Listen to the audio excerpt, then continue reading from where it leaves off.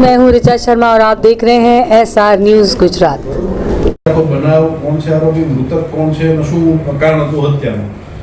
અમદાવાદ શહેરના વટવા વિસ્તારમાં બીબી તળાવ પાસે કલાપી હેર સલૂન નામની દુકાન ધરાવતા વસીમભાઈ અહેમદભાઈ અંસાર હુસેન મોહમ્મદ શફીક ખલીફા કે જેઓ ત્યાં પોતાની દુકાનમાં કામ કરતા હોય, આરોપી મોહિત ખાન પઠાણ કરીને જે આરોપી છે ત્યાં આવી અને વાળ કપાવી અને પૈસા નહીં આપવા બાબતે રકઝક કરી અને છરીના ઘા મારી અને ઈજા કરતા LG હોસ્પિટલમાં સારવારમાં લાવેલ અને સારવાર દરમિયાન વસીમભાઈનું મૃત્યુ થતાં ખૂનનો ગુનો નોંધી અને આગળની તપાસ વટવા પોલીસ ચલાવી રહેલ છે.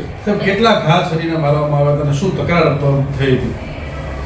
જે આરોપી છે મોહિત ખાન પઠાણ એ મૂળ લુણવા ગામ મહેસાણાનો રહેવાસી છે. હાલમાં અહીંયા વટવા વિસ્તારમાં રહે છે અને ફરિયાદ જે મરણ જનાર છે વસીમભાઈ એની દુકાન ખાતે વાળ કપાવવા ગયેલ અને વાળ કપાવવાના પૈસા આપવા બાબતે રકઝક કરી અને પોતે થોડોક માનસિક અસ્વસ્થ હોય અને એનો સ્વભાવ જરાક ચીડિયો હોય, જેના કારણે છરીથી હુમલો કરી અને આડેધડ ઘા મારી અને મોત નિપજાવેલ છે.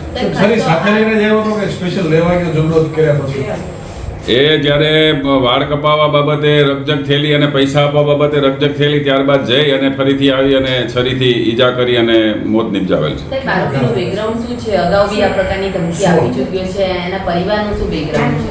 આરોપી મોહિત ખાન મુખ્તિયાર ખાન પઠાણ જે ધોરણ 10 સુધી ભણેલો છે, એના ફાધર મરણ ગયેલ છે અને મૂળ મહેસાણા જિલ્લાનો વતની છે, હાલમાં વટવા વિસ્તારમાં રહે છે અને અવારનવાર વેપારીઓ પાસે જઈ અને આ રીતે જે ફરિયાદી છે એ મરણ જનારના ભાઈ છે એમની દુકાને જઈને પણ વાળ કપાવેલા અને પૈસા નહીં આપવા અને કાચ ફોડી નાખવાની ધમકી પણ આપેલી, એ બાબતનો ફરિયાદમાં પણ ઉલ્લેખ છે. સર, આરોપીને જે હાથમાં ઈજા પહોંચી છે તે કઈ રીતે પહોંચી?